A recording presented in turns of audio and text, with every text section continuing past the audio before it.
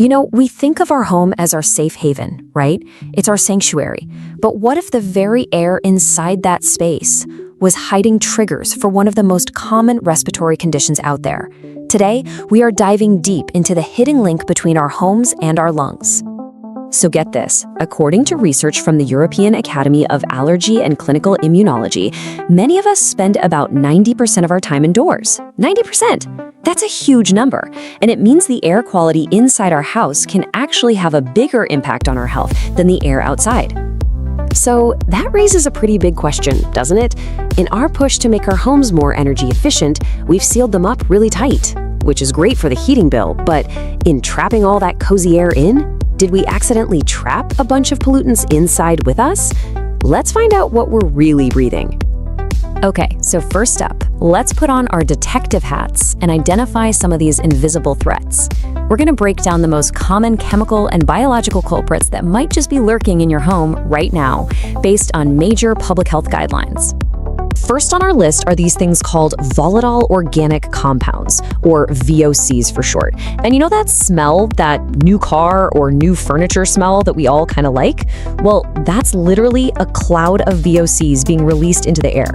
They're just gases that are let off by thousands of everyday products.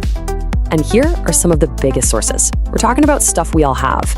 Paints, the glues in new flooring, a lot of our cleaning products, and yeah, even those air fresheners and plugins.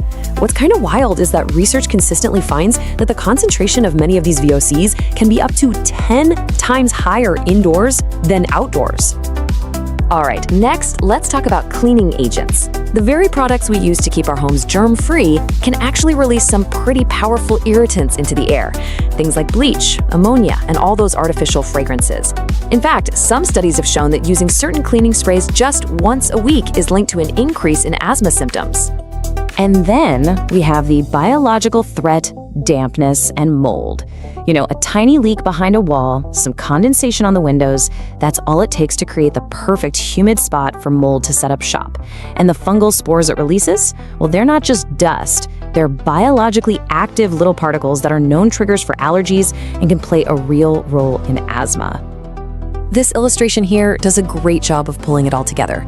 You can really see how a totally normal home can be a source for so many different exposures. You've got cleaning agents under the kitchen sink, VOCs gassing off the new couch in the living room, and maybe some hidden dampness in the bathroom. It really is a complex little ecosystem in there. So, okay, we know these pollutants are around, but what are they actually doing to our bodies, to our lungs? And, how solid is the science behind all of this? Let's get into the evidence.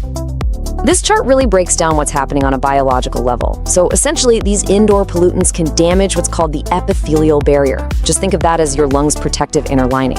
And once that shield is damaged, it can kick off a whole bunch of problems, like messing with the good bacteria in your airways, sparking, chronic inflammation, and just generally throwing your immune system off kilter. Now, this is a really important point, so I want to be super clear here. While all these pollutants are a concern, the strength of the scientific evidence actually varies. Major guidelines have concluded there's moderate certainty that indoor mold is linked to the development of new-onset asthma. But for other things, like VOCs and cleaning agents, the current evidence is rated as low to very low. Now, that doesn't mean they're harmless. It just means we need more high-quality research to draw that direct cause and effect line. Okay, so we've just laid out a lot of information, and it might seem a little daunting. But listen, this is not about causing fear. It's about empowerment. Because knowing what the risks are is the very first step to taking control. Your environment does not have the final say here. And that brings us to an incredibly powerful countermeasure: physical activity. New research is really shining a light on just how effective exercise can be. It's not a cure, but it is an absolutely crucial tool for managing asthma and just boosting your overall quality of life. And hey, don't just take my word for it. This quote from a recent huge overview of studies sums it up perfectly. The evidence is showing that physical activity isn't something to be afraid of if you have asthma.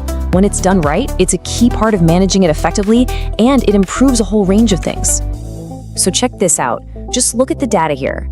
Studies show significant improvements in quality of life and in asthma control scores. We're also seeing big gains in overall exercise capacity and even the potential for better lung function. These are real, tangible benefits that can make a huge difference in daily life. And you know what the really great news is? This isn't about one specific, grueling workout. You have options. Research shows benefits from a whole range of activities.